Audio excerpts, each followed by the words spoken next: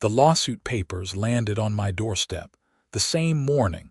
I was admiring how perfectly my heated driveway had melted away last night's snowfall, while my neighbors were still out there scraping and shoveling. I'm Robert Donovan, and I had just spent $30,000 installing a state-of-the-art hydronic snow melting system in my driveway and front walkway here in Boulder, Colorado. What I didn't know was that this investment would spark a 2-year legal nightmare with our homeowners association that would ultimately cost them more than $500,000. I picked up the manila envelope, already knowing who it was from before I even saw the return address. Patricia Morrison, president of the Ridgeview Heights HOA, had been eyeing my property with increasing hostility for the past 3 months since I'd started the installation. The woman had a reputation in our neighborhood that preceded her like a storm cloud. She was in her late 40s, with perfectly coiffed blonde hair that never moved in the wind and a wardrobe that screamed, "I need to speak to your manager," from 3 blocks away. Inside the envelope was a cease and desist letter demanding I remove my snow melting system within 30 days or face daily fines of $500. The reasoning: apparently, my system violated HOA Covenant Section 12.7, which stated that no homeowner shall make exterior modifications that substantially alter the appearance or function of common area views without prior written approval from the board. I read it 3 times, growing more confused each time. My driveway looked exactly the same as it had before. The heating elements were buried beneath the concrete. There were no visible changes whatsoever. The only difference was that snow melted on contact instead of accumulating. If anything, my property looked better maintained than the others on the street. I called my neighbor Tom, who'd lived in Ridgeview Heights for 15 years. He laughed when I told him about the letter. "Let me guess. Patricia is claiming you're setting a precedent that will force other homeowners to install the same system," Tom said. "That's her go-to-move. 3 years ago, she tried to fine the Hendersons for installing solar panels, said it would make everyone else's houses look outdated. Cost the HOA 40 grand in legal fees before they dropped it. Why would she care about a snow melting system?" I asked. "Because Patricia doesn't work and has nothing better to do than patrol the neighborhood looking for violations. Plus, her husband Greg is a contractor. Word is they wanted to pitch the HOA on a neighborhood-wide snow removal service that they'd profit from. Your system probably threatens that little scheme." That made an infuriating amount of sense. I'd seen Greg Morrison's truck parked in driveways throughout the neighborhood after snowstorms, presumably doing private removal jobs at premium rates. I decided to attend the next HOA board meeting, which was scheduled for the following Thursday. I spent the week gathering documentation. My building permits from the city, specifications for the heating system, photos showing the driveway looked identical to before, and a letter from my installation company confirming everything met or exceeded local building codes. The meeting was held in the community center, a bland brick building at the entrance of our subdivision. About 20 homeowners were scattered around folding chairs when I arrived. Patricia sat at a table up front with 4 other board members, looking like she was presiding over a congressional hearing rather than a neighborhood meeting. "We have a full agenda tonight," Patricia announced, her voice carrying that particular tone of authority that middle-aged women with too much time on their hands perfect over years of practice.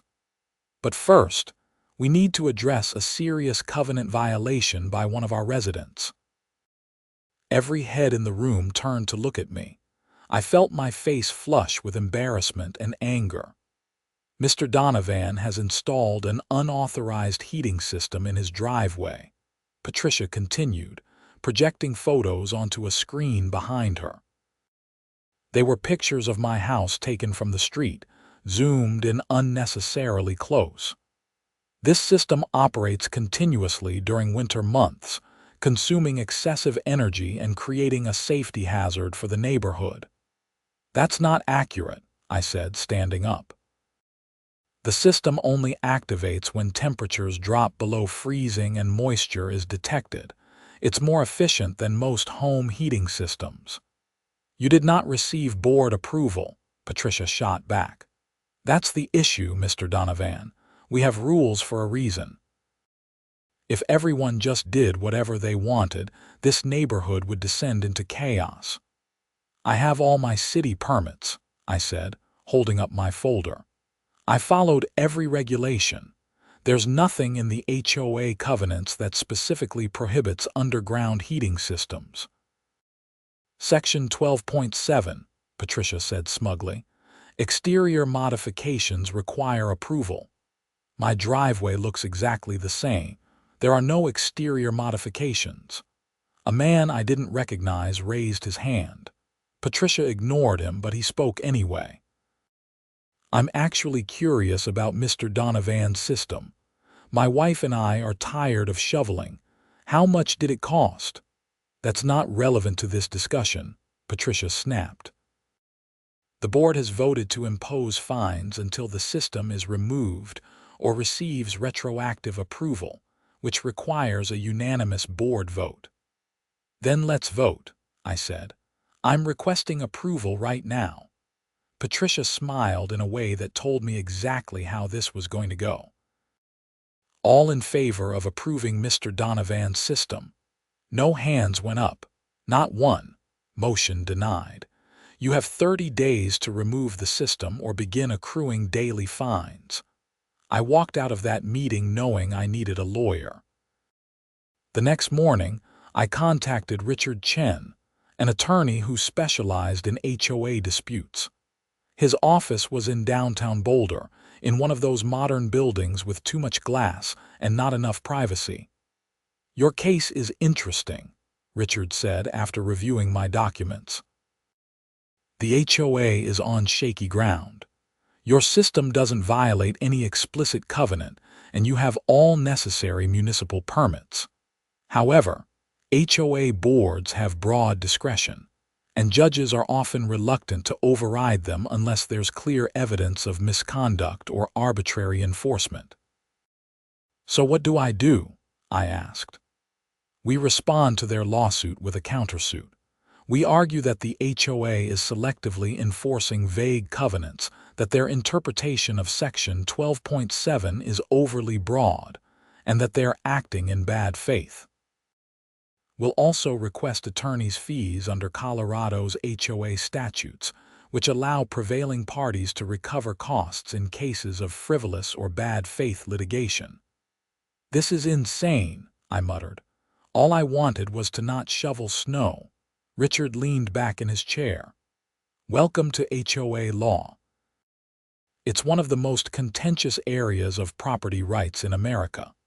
I've seen associations sue homeowners over fence heights, mailbox colors, and the number of flowers in gardens. Your case is actually pretty tame comparatively. Over the next 3 months, the legal battle escalated rapidly. Patricia and the HOA board refused every settlement offer. Even when Richard proposed I simply pay a small fine and receive retroactive approval. She wanted the system removed, period. Her stubbornness was going to be expensive for everyone involved. The first hearing was in Boulder County District Court in February. Snow was falling heavily that morning, which I took as a good omen.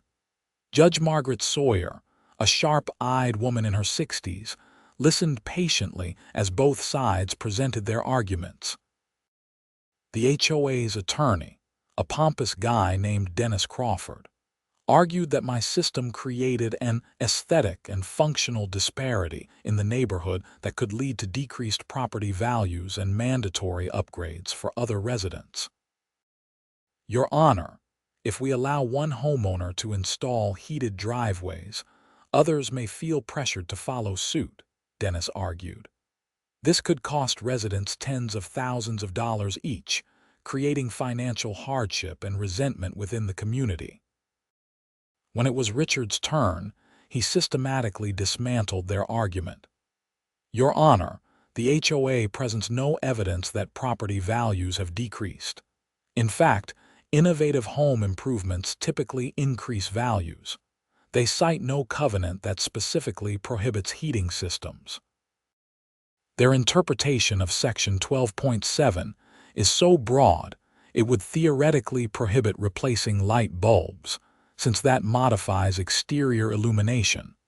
Furthermore, we have evidence suggesting the HOA president has a financial conflict of interest. That got Judge Sawyer's attention. Explain.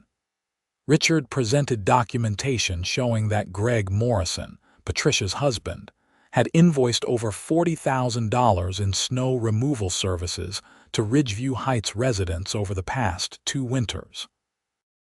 The HOA president's household directly profits from residents needing snow removal services. Mr. Donovan's system eliminates that need for at least one customer, and potentially many more if others follow his example. Dennis jumped up. Objection, Your Honor. Mr. Morrison's private business dealings are irrelevant to covenant enforcement. They're relevant to the question of whether the HOA is acting in good faith, Richard countered. We believe this is selective enforcement motivated by financial self-interest, not legitimate concern for neighborhood standards. Judge Sawyer didn't rule immediately, but she ordered both parties to mediation before proceeding further. She also granted a temporary injunction preventing the HOA from imposing fines while the case was pending. The mediation session 3 weeks later was a disaster. Patricia showed up with all 5 board members and their attorney, creating an intimidating wall of opposition across the conference table. The mediator, a patient elderly man named Arthur Webb, tried his best to find common ground. Mrs. Morrison, would the HOA consider approving the system in exchange for Mr. Donovan agreeing to maintain certain aesthetic standards or safety measures? Arthur asked. The system must be removed, Patricia said flatly. That's our position. Even if removal costs Mr. Donovan tens of thousands of dollars in demolition and reconstruction, he should have sought approval first. But the covenants don't clearly require approval for this type of system. They require approval for exterior modifications. We went in circles for 2 hours before Arthur finally gave up. As we were leaving, I overheard Patricia talking to another board member in the parking lot. Let him waste his money on lawyers. We'll drag this out until he goes broke or moves. That comment would later prove very significant in court. Spring came, and with it, more legal maneuvering. Richard filed an amended complaint adding claims of bad faith, selective enforcement, and breach of fiduciary duty. We also subpoenaed HOA financial records, which revealed some interesting information. Over the past 3 years, the Ridgeview Heights HOA had spent over $200,000 on legal fees for various enforcement actions. Most of these cases had either been dropped or settled for minimal amounts, meaning the HOA was hemorrhaging money on Patricia's crusades. Even more interesting was a letter we found in the records from an HOA management company that had been fired 2 years ago. The letter warned that Patricia's aggressive enforcement strategy was legally risky and recommended more flexible, good-faith approaches to covenant interpretation. The board had ignored this advice and hired a new management company that rubber-stamped whatever Patricia wanted. In May, we got our first major victory. Judge Sawyer denied the HOA's motion to dismiss our countersuit, finding that we had presented sufficient evidence of selective enforcement and bad faith to proceed to trial. In her written order, She noted that the HOA had approved various other home improvements over the years, without requiring the same level of scrutiny they were applying to my heating system, including exterior lighting upgrades, landscaping changes, and even a decorative fountain that actually was visible from the street.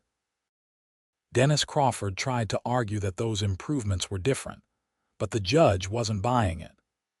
The court finds the HOA's distinction between a visible fountain and an invisible heating system to be arbitrary and suggesting impermissible selective enforcement, she wrote. That ruling changed everything.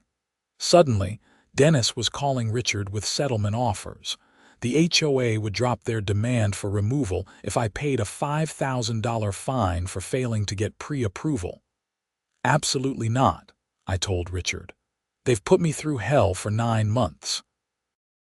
I want my attorney's fees, and I want the board to approve my system with no conditions. Richard advised caution. Trials are expensive and unpredictable. $5,000 might be worth it to end this. It's not about the money anymore, I said. It's about Patricia Morrison learning she can't bully people. My stubbornness probably wasn't wise, but I was angry. I'd done everything right, followed every rule, and still got treated like a criminal. Meanwhile, Patricia was running the HOA like her personal fiefdom, and no one was holding her accountable. We went to trial in August. The courtroom was packed with Ridgeview Heights residents, split into 2 clear camps. Some supported me, tired of Patricia's authoritarian style. Others backed the HOA, worried that a ruling against the board would undermine neighborhood stability. The trial lasted 3 days.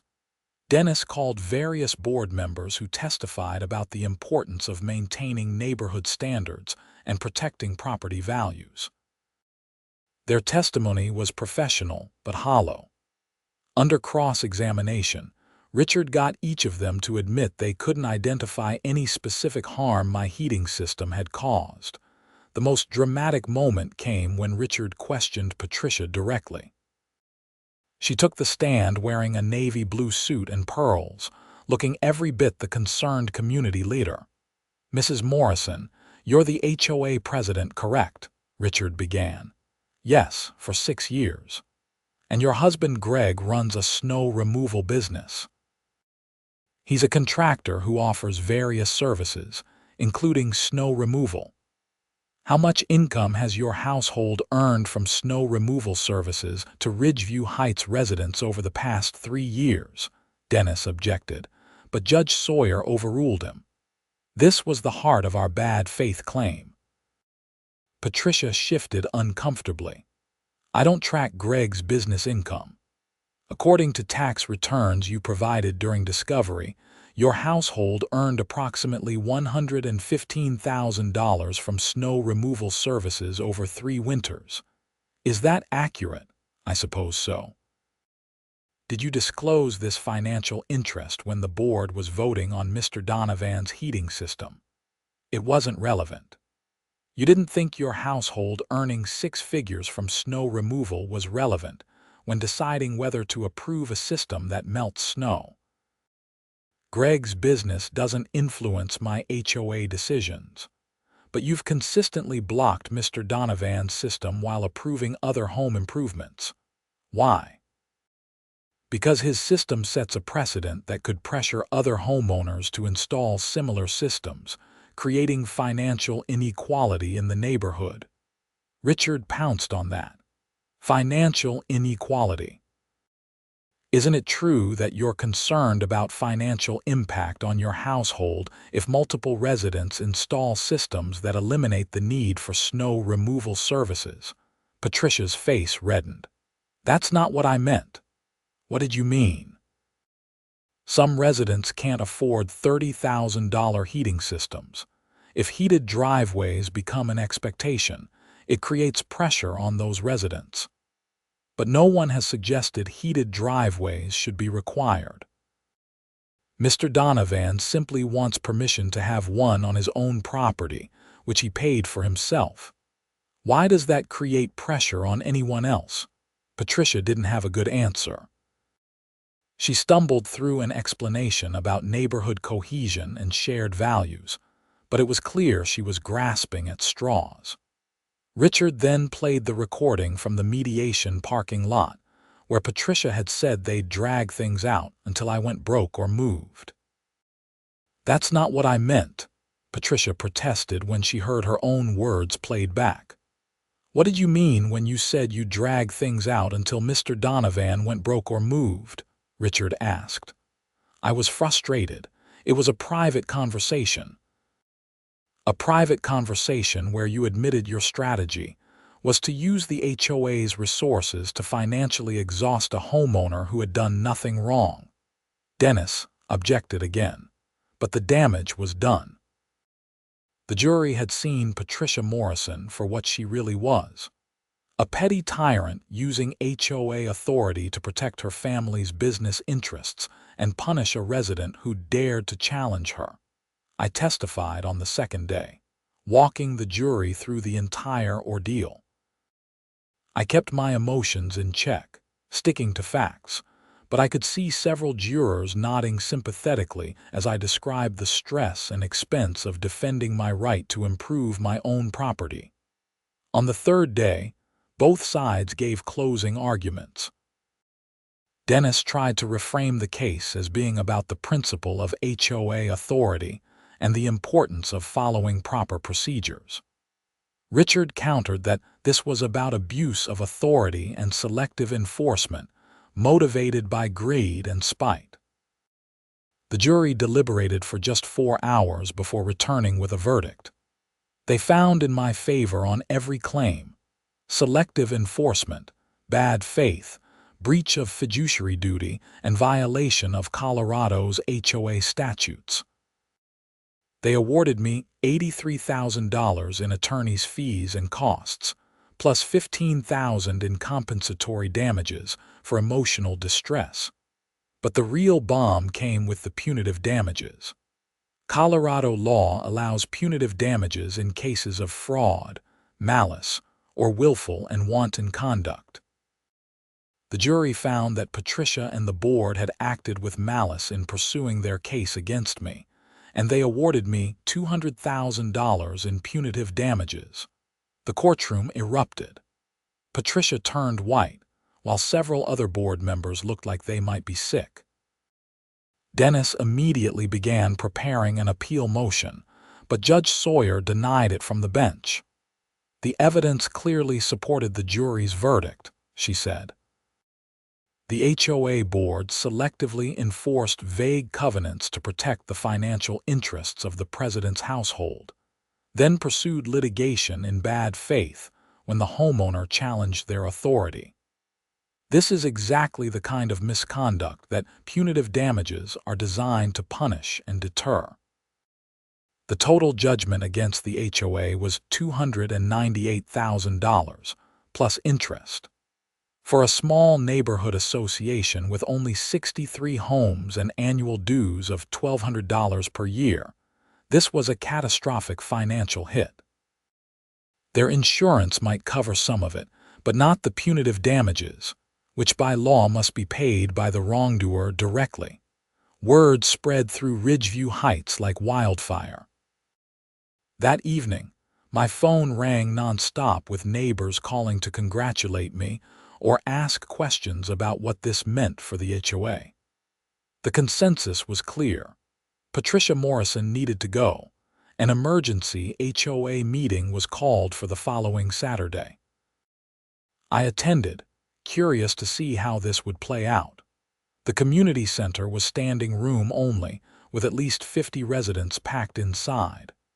Patricia sat at the front table looking defiant, but the other board members looked defeated. A resident named Frank Martinez stood up first. "Patricia, you've bankrupted this association. We're going to have to levy a special assessment on every homeowner to pay this judgment. That's over $4,000 per house because of your personal vendetta against Robert." "The board made a collective decision," Patricia said. "We were defending our covenants. "You were defending your husband's snow removal business," another resident shouted. "Everyone knows it." The meeting devolved into chaos, with residents demanding Patricia's resignation. She refused, claiming she'd done nothing wrong and had acted in the HOA's best interests. Finally, someone called for a vote of no confidence. Colorado HOA law allows residents to remove board members with a majority vote at a properly noticed meeting. The vote was 53-8 in favor of removal. Patricia was out, along with 2 other board members who'd supported her throughout the ordeal. New interim board members were elected on the spot, and their first action was to formally approve my snow melting system and issue a written apology. But the story didn't end there. The financial impact of the judgment was severe. The HOA's insurance covered $150,000, but the remaining $148,000 had to be paid through a combination of special assessments and a loan against the community center building. Every homeowner in Ridgeview Heights got hit with a special assessment of over $2,000 to cover the uninsured portion. This created a secondary wave of anger directed at Patricia Morrison. Several residents filed a separate lawsuit against her personally, seeking to recover their special assessment payments. They argued that she had acted outside the scope of her authority as HOA president and should be personally liable for the damages her misconduct caused. I wasn't part of that lawsuit, but I followed it with interest. Patricia and Greg Morrison ended up settling for $60,000, paid over 5 years. They also moved out of Ridgeview Heights within 6 months.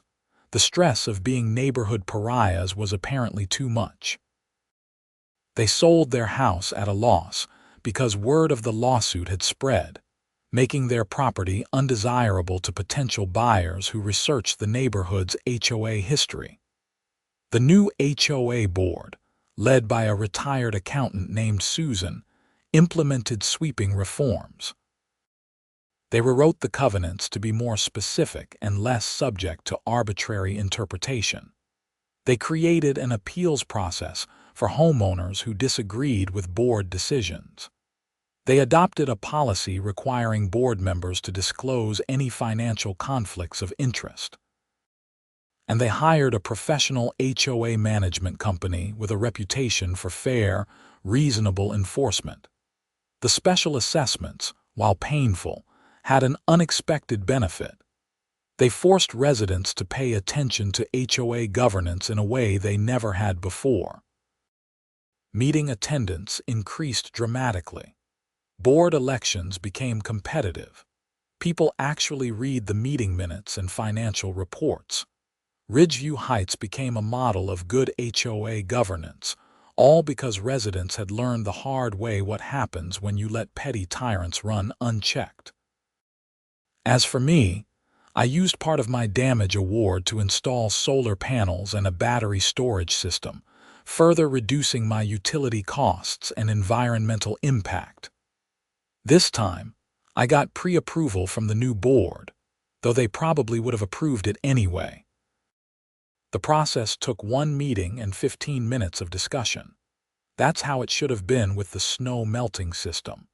The following winter, my heated driveway was the envy of the neighborhood. Every time snow fell, I'd watch my neighbors out there shoveling while my driveway stayed clear and dry. Several of them asked about my system and got quotes for their own installations. The new board approved every request without drama.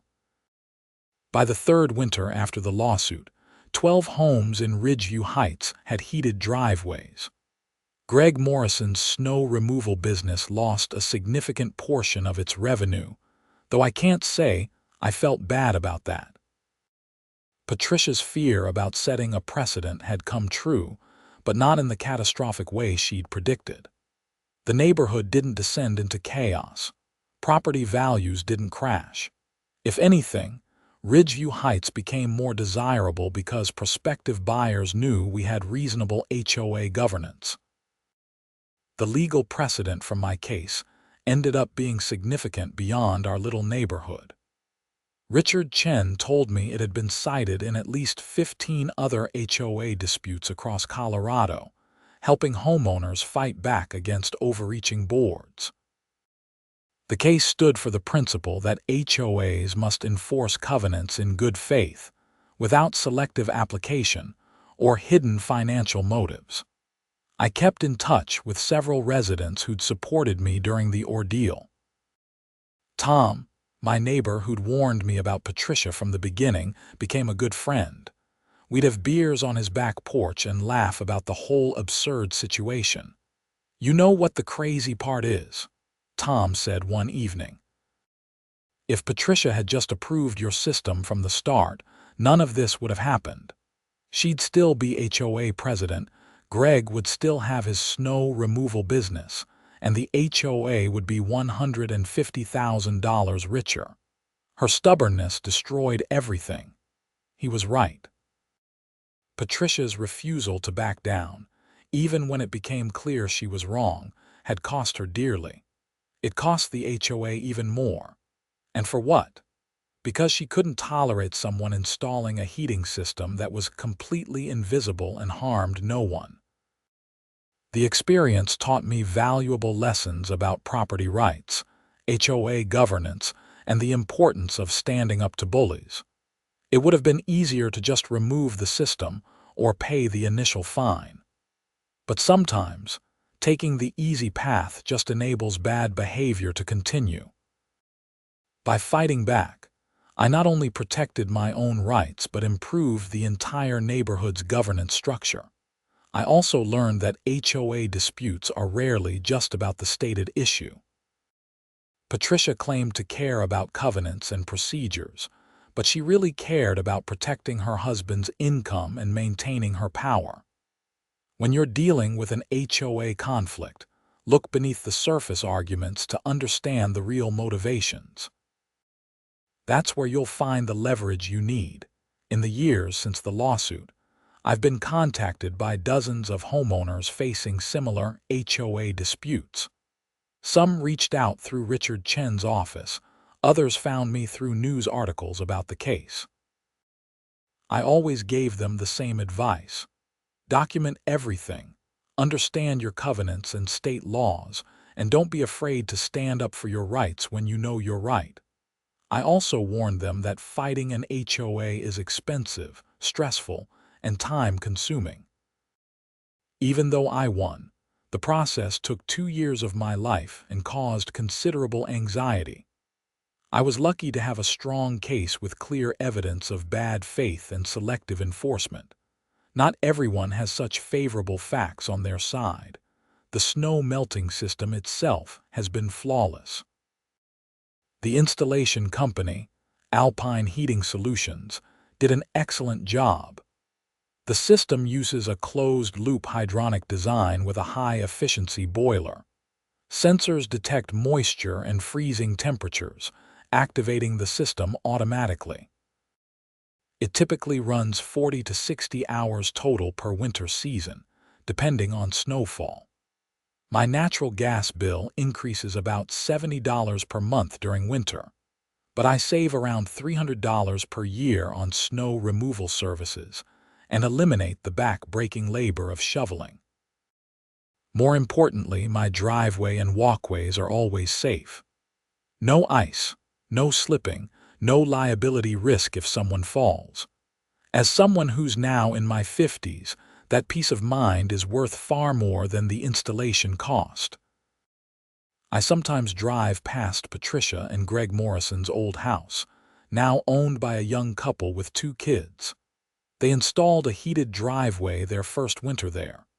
I like to think Patricia would be infuriated if she knew, though I doubt she keeps tabs on Ridgeview Heights anymore. Last I heard, they'd moved to Colorado Springs and were lying low, trying to rebuild their reputation and finances. The Ridgeview Heights HOA, meanwhile, has thrived under new leadership. Susan, the retired accountant, served as president for 3 years before passing the torch to another competent resident. The association's finances are healthy, having paid off the judgment loan 2 years ahead of schedule. Meeting attendance remains high, and board decisions are transparent and well documented. The community even started a welcome committee that explains HOA rules to new residents and helps them navigate the approval process for home improvements. It's a far cry from Patricia's enforcement first, ask questions later approach. The committee's motto, suggested half-jokingly by Tom, is "We're here to help, not to hassle." It stuck, and it reflects the culture change that took place after the lawsuit. Looking back on the entire experience, I feel vindicated but also a bit sad that it had to escalate so far.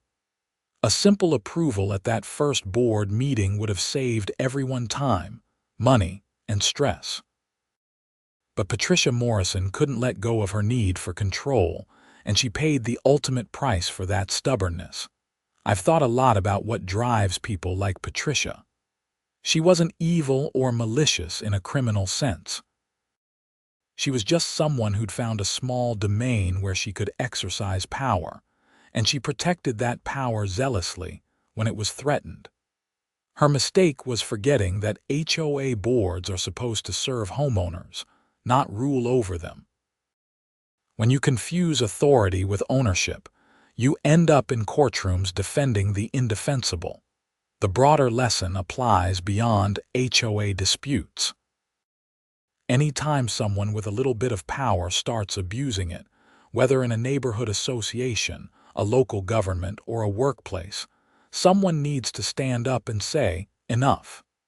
It's not easy and it's not cheap, but it's necessary. Unchecked authority inevitably becomes tyranny, even in small, mundane contexts like neighborhood covenants. My snow melting system continues to work perfectly, melting away each winter's snowfall without fuss or drama. Every time I pull into my clear, dry driveway while others are still scraping ice off their windshields, I'm reminded that I fought for the right to make my own choices about my own property. That right was worth defending, no matter the cost. The financial judgment against the HOA sent shockwaves through HOA governance circles nationwide. Property management companies started using my case in training materials as an example of what not to do. HOA attorneys warned their board clients to avoid selective enforcement and conflicts of interest. Some states even introduced legislation to strengthen homeowner protections and increase accountability for board members. Richard Chen built a thriving practice representing homeowners in HOA disputes, using the precedent from my case to win favorable settlements and judgments. He called me occasionally to give updates on cases where my lawsuit had been cited. It felt good knowing that my fight had helped others stand up to overreaching HOAs. 3 years after the trial, I was invited to speak at a state HOA conference about the importance of good faith governance. I almost declined, not wanting to relive the whole ordeal, but Richard convinced me it was important. "Your story illustrates everything right and wrong about HOA governance," he said. "People need to hear it directly from you." The conference was in Denver, at a hotel near the convention center. I was scheduled to speak on a panel about homeowner rights alongside 2 attorneys and a state legislator who'd sponsored HOA reform legislation. The room held about 200 people, mostly board members and property managers. I told my story straightforwardly, without embellishment. I explained how a simple home improvement had turned into a legal nightmare because of one person's inability to separate personal interests from HOA responsibilities. I emphasized that I wasn't anti-HOA or anti-governance. I just wanted reasonable, consistent application of clearly written rules. During the question and answer session, a woman raised her hand. She was probably in her 50s, well-dressed, with an air of authority. Mr. Donovan, don't you think you bear some responsibility for not seeking approval before installation? She asked. HOA rules exist for a reason. I considered my response carefully. I followed every applicable rule. I got city permits, which are legally required.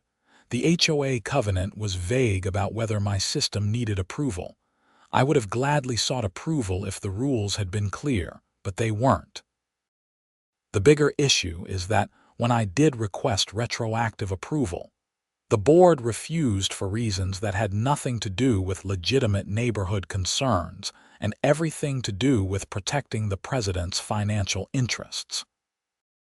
Another person asked, "What would you say to board members who are trying to do their jobs but worry about homeowners suing over every decision?" "Act in good faith," I replied. "Apply rules consistently. Disclose conflicts of interest. Be willing to compromise when reasonable. If you do those things, you're unlikely to face a lawsuit. And if you do get sued, you'll be able to defend your decisions. The problem isn't HOA governance itself. It's when boards abuse their authority or enforce rules arbitrarily." After the panel, several board members approached me privately. They thanked me for sharing my experience and admitted they'd seen similar situations in their own associations. One man told me his board had been considering a lawsuit against a homeowner over a fence dispute, but after hearing my story, they decided to pursue mediation instead. "We don't want to end up like your HOA," he said. That conversation made the whole conference worthwhile. If my experience could prevent even one unnecessary legal battle, then all the stress and expense had served a larger purpose. Back in Boulder, life returned to normal, or as normal as it could be after becoming locally famous for suing your HOA. People recognized me occasionally at the grocery store or coffee shop, usually offering words of support. A few times, someone would express disagreement with how I'd handled things, saying I should have just followed the rules and avoided conflict. I listened politely but didn't engage in arguments. Everyone's entitled to their opinion, even if their opinion is wrong. My relationship with the Ridgeview Heights HOA remained positive under the new leadership. When the boiler for my snow melting system needed maintenance, I notified the board as a courtesy. When I later installed a small garden shed, I submitted plans and got approval within a week. That's how a functional HOA operates: efficiently, transparently, and with mutual respect between homeowners and the board. The special assessments were finally paid off 4 years after the judgment. The HOA held a small celebration at the community center, marking the end of a difficult chapter in Ridgeview Heights history. Susan, still actively involved even after her board term ended, gave a short speech about lessons learned and the importance of vigilant homeowner participation in governance. "We lost our way for a while," Susan said. "We let one person's agenda become the HOA's agenda, and we all paid the price. But we learned from it. We reformed our processes. We became better neighbors and better stewards of this community. Let's make sure we never forget what happened so we never repeat those mistakes." Tom leaned over and whispered to me, "You should say something." I shook my head. I'd said plenty over the years. This was the community's moment to move forward without my lawsuit hanging over everything. But Susan called me up anyway, insisting I say a few words. I kept it brief. "I'm glad we're past this. I'm glad the HOA has strong leadership and fair processes now. I never wanted to be the guy who sued the neighborhood association. I just wanted to melt snow off my driveway. But when pushed, I pushed back, and sometimes that's necessary. Thanks for making sure it doesn't have to be necessary anymore." There was applause, genuine and warm. People came up afterward to shake my hand and thank me, not just for fighting the lawsuit but for sticking around afterward instead of moving away. "You could have left and let us deal with the mess," one neighbor said, "but you stayed and helped us rebuild. That takes character." I appreciated the sentiment, though truthfully, I'd never seriously considered moving. I liked my house, my neighborhood, and most of my neighbors. Letting Patricia Morrison drive me out would have felt like defeat, and I don't like losing. The snow melting system that started everything continued to operate flawlessly season after season. It required minimal maintenance, just an annual inspection of the boiler and a check of the sensors. The hydronic loops buried in the concrete were designed to last 50 years or more, so barring some catastrophic failure, I'd probably never need to replace them. More importantly, the system delivered exactly what I'd wanted: convenience, safety, and peace of mind. No more waking up at 5 in the morning to shovel before work. No more throwing salt everywhere and hoping the ice melted before someone slipped. No more aching back and sore shoulders from hours of manual labor. Just a clear, dry driveway every morning, no matter how much snow had fallen overnight. That's all I'd ever wanted. It seems absurd now that such a simple goal triggered a 2-year legal battle that cost hundreds of thousands of dollars and upended neighborhood politics. But that's the reality of HOA disputes. They're rarely proportional to the underlying issue. They escalate because of pride, stubbornness, and people's inability to admit when they're wrong. Patricia Morrison never apologized. Even after the judgment, even after being removed from the board, even after settling the follow-up lawsuit, she never once admitted she'd been wrong. I heard through the neighborhood grapevine that she still claimed she'd been protecting the community's interests, and that I'd manipulated the legal system with expensive lawyers. That kind of self-delusion is dangerous in a position of power. It's why HOA boards need checks and balances, term limits, and active homeowner oversight. No one should be able to run a neighborhood association like their personal kingdom for 6 years without accountability. I've served on the Ridgeview Heights board myself now, a 3-year term that just ended. It was eye-opening to see governance from the inside. The job is harder than it looks. You're constantly balancing individual rights against community interests, trying to enforce rules fairly while accounting for unique circumstances, and managing limited resources to maintain common areas and amenities. But it's not that hard if you approach it with good faith and common sense. Most of the decisions I participated in were straightforward. We approved reasonable home improvement requests, mediated minor neighbor disputes, and maintained the community center and landscaping. We didn't always get it right, but we tried to be fair and transparent. That's all anyone can ask. During my board service, I pushed for one significant policy change, requiring conflict of interest disclosures before any enforcement action. If a board member or their household has a financial interest that could be affected by an HOA decision, they must disclose it and recuse themselves from voting. It's a simple rule that could have prevented my entire lawsuit if it had existed back when Patricia was president. The policy passed unanimously. Everyone recognized its importance. It's now part of the Ridgeview Heights bylaws, meaning future boards can't just ignore it. Will it prevent every conflict? Probably not. But it creates a paper trail and establishes clear expectations. That's progress. 10 years after I installed my snow melting system, 23 homes in Ridgeview Heights have them. That's more than a third of the neighborhood. The systems have become a selling point in real estate listings, attracting buyers who value convenience and modern amenities. Property values in Ridgeview Heights have increased faster than comparable neighborhoods without heated driveways. Patricia Morrison's fear that my system would somehow harm the neighborhood turned out to be exactly backward. My system improved the neighborhood, both directly through the amenity it provided and indirectly by forcing governance reforms that made Ridgeview Heights a better place to live. The lawsuit that was supposed to punish me ended up being the best thing that ever happened to our HOA.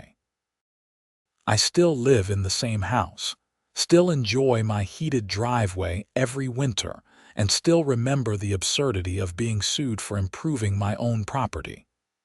But I don't dwell on it with anger anymore. The experience taught me valuable lessons about standing up for principles, the importance of good governance, and the danger of letting small-time tyrants go unchecked. The legal fees I recovered from the judgment more than covered my attorney's costs, and the damage awards helped offset the stress and expense of the litigation. But the real victory wasn't financial. It was proving that homeowners have rights, that HOA boards can't act arbitrarily, and that sometimes fighting back is worth it, even when the easier path is to give in. My snow melting system still hums quietly to life whenever snow begins to fall, doing exactly what it was designed to do. And every winter morning when I walk out to a clear driveway while my neighbors without the system are scraping and shoveling, I'm reminded that this simple convenience was worth defending. Some battles choose you, and when they do, you have to decide whether to fight or fold. I fought, I won, and I'd do it again if I had to. The story of my lawsuit against the Ridgeview Heights HOA has become something of a legend in Boulder County property law circles.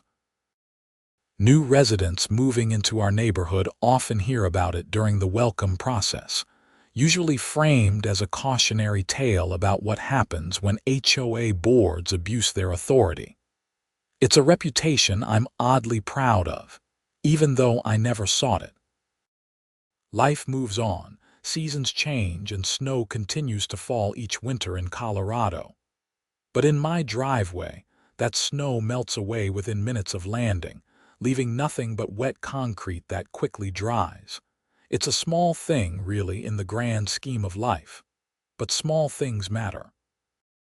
The right to make decisions about your own property matters. Standing up to bullies matters.